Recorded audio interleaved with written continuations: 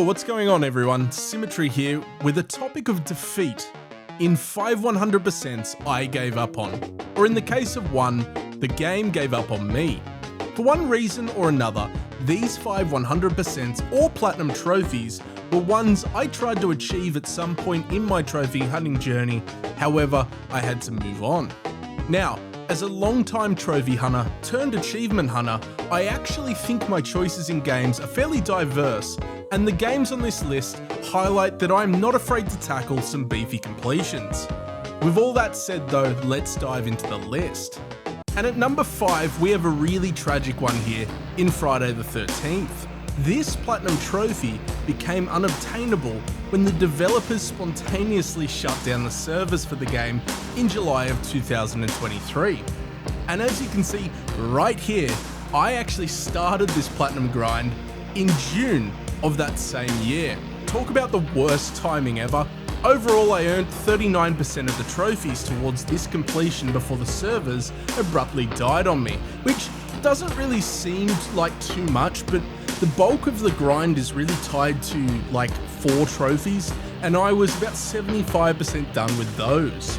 As a long-time lover of the Friday the 13th series, and having enjoyed Predator Hunting Grounds Platinum Trophy enough, I was blissfully grinding away at the 1000 matches as Jason and 1000 matches as the Counselors when suddenly I couldn't progress any further. I was also working towards the Jason kill trophies at the exact same time. This was actually my first unobtainable Platinum 2, which made things so much worse. I think since that time, I've only really amassed 2, Friday the 13th of course, and WWE 2K22. The game itself was probably average at best, and as a lover of the movies, I really appreciate a lot of the kill animations and areas around the maps, such as the Higgins farmstead.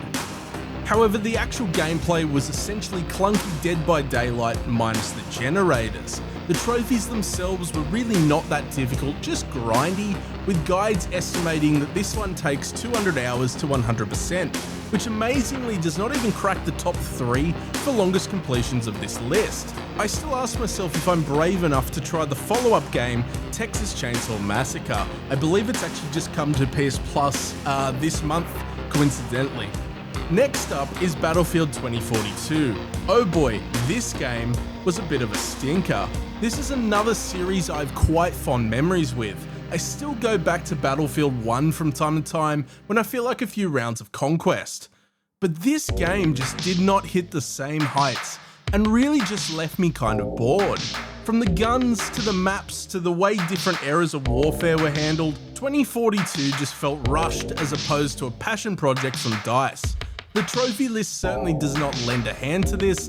There are a stack of gadget leveling trophies that either need to be grinded out for countless hours in legit lobbies or just boosted in custom lobbies, which takes away from actually playing the multiplayer. The Platinum Trophy itself is estimated to take about 120 hours, which would honestly not be too bad if the game itself offered, well, anything of value. If I wanted an exciting large-scale warfare game, there are just better offerings within this exact same series, with Battlefield 1 and even 5 being hands down better in every way. You even get a campaign in those two. It's not the best campaign ever in them. I like Battlefield 1's quite a bit, Battlefield 5's is middling at best, but hey, at least they still exist. But that was actually not why I gave up on this 100%. The entire reason for me dropping 2042 is a little game mode called Hazard Zone. I cannot think of a game mode that has died faster than Hazard Zone. Teams drop into a large open world map and have to run around collecting data drives until you have enough to extract. On paper, this is actually a pretty good idea, but the level of frustration that goes into coordinating a group to play this mode, then actually finding a match, then actually getting everyone into the match, was just painful. I think you actually even needed 16 players just to get into the game when I tried. And then doing this successfully extracting 25 times just became a super time commitment I could spend elsewhere. After about 40 hours, I found myself wanting to play literally anything else. Now, I actually love all of the games in the top 3 spots, all of which are fantastic titles. But in third place, we have Deep Rock Galactic.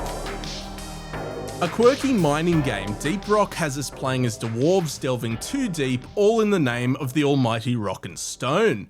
This is one of those charming games that becomes so addicting both solo and with a group of friends. There's just something so addicting about partying up with a brew, dropping down into the planet below, slaughtering the local wildlife for shiny gemstones, rinse and repeat. So why did I drop Deep Rock? This 100% is a massive commitment, taking 300 hours to achieve, which is a lot of hours when your boy Sim needs as much beauty sleep as he can possibly get. Deep Rock Galactic demands completionists to really experience all the game has to offer, many times over. There are 4 classes in Deep Rock, each with their own fun gimmicks that affect both combat, traversal, and you better believe you need to prestige all of these classes multiple times. One prestige taking roughly between 10 and 25 hours worth of level 5 missions completed. Now times that by 7, oh, and that is just one class. Now do that math another 3 times.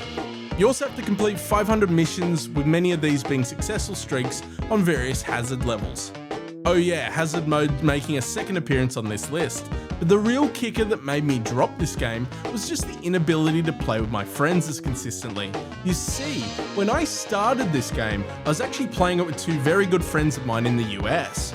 The problem with playing on a 14-hour difference that is such a time commitment is as people's lives change with jobs, relationships, etc., it becomes really difficult to maintain those hours of mining with the boys. And this is a game I will always appreciate most with playing with my friends. But enough of sad stories, let's jump into the nastiest game on this list, City Skylines. I adore City Skylines, but man oh man, does this game hate me. I have about 700 hours in City Skylines, and that's just on the PlayStation version alone, and about 90% of that time is all for one trophy. What the is earned by experiencing a chirpnado, a tornado compiled of millions of the blue Twitter bird. And this thing is rare. So rare in fact that I left this game idling overnight on the hope that it would spawn for the better part of 2021. Spoilers, it did not. The game itself is brilliant. Simply build the city of your dreams or a trophy efficient city cube. Your choices are endless. I actually played this game very organically, not focused on the trophies, and amassed 93 of the 120 trophies for this completion. Many of those remaining trophies are actually DLC that was released after I played last, such as the airport DLC. Unfortunately, my playing for fun ended up being a crippling weakness, in that grinding for Chirpnado, you see, I built my city against the sea. You know, really pretty vistas, lovely beaches, a couple theme parks against the sea, it was all beautiful. And apparently I built the thing on a giant tectonic plate.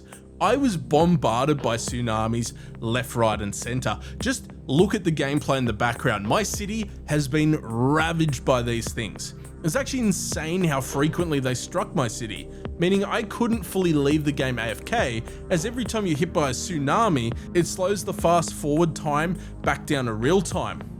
This isn't actually an issue if you build your city inland, because you're not going to get a tsunami at all, you're just going to get fires and tornadoes, which don't slow back down time, but the damage at this point was done. Although my recent shift to Steam achievement hunting has me slightly tempted to try the game again, as far from the ocean as physically possible. And at number 1, we have the absolute mammoth game that is The Elder Scrolls Online. With support for over 10 years after its release, ESO has amassed a whopping 174 achievements, and that's not actually including the in-game achievements, which are deep into the hundreds at this point. A DLC list was literally released as I was writing this script. I love ESO. I actually think it's one of my favourite Elder Scrolls games. Either it or Oblivion would take that slot, and I really do think ESO does take it, just for how amazing a lot of the DLCs actually are in terms of their main quests and areas to explore. 34 separate expansions have achievements now, and while some of these are simply a couple of extra dungeons, many of the region expansions offer 25 hours of new content to grind. Now, of the many that I did play and complete in my 500 hours with this game, I would say 90% of them were great additions and really fleshed out my enjoyment of the game, but there is one brutal achievement. An achievement that asks you to step out in the battlefield and rise victorious. An achievement that requires you to become Emperor. This achievement is gifted only to the #1 player in Cyrodiil PvP, whilst their faction is also #1 and whilst having all 7 primary keeps captured by their faction. This is by far the most brutal achievement I've ever gone for, and one I simply cannot commit the time into achieving for such a solid block of time. Congratulations to community member Danube for having this trophy. Massive milestone there, my friend. But that has been the list of games that I could not 100% and defeated me. Let me know what games you didn't complete in the comments, and as always, happy hunting.